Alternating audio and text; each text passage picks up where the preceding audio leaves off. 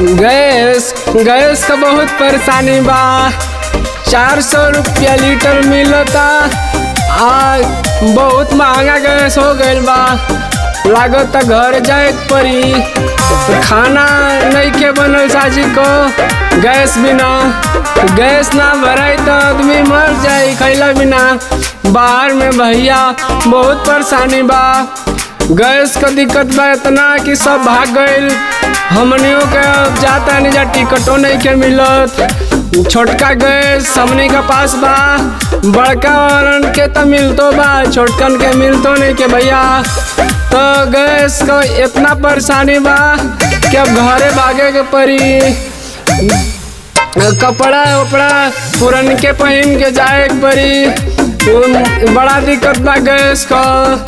कैसे जिंदगी बीती। 2 पैसा कमाए आल बानी जा बचावे। 2 पैसा गैस में भरा जाई तो कैसे जाए के, कैसे घरे पैसा भेजाई।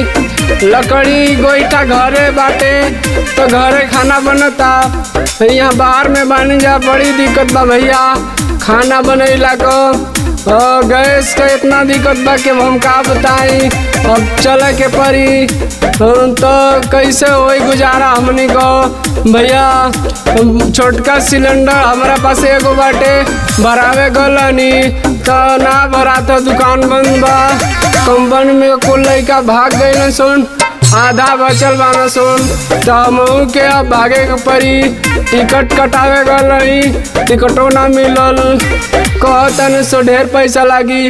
गैसों के दुकानिया। जय हिंद जय भारत।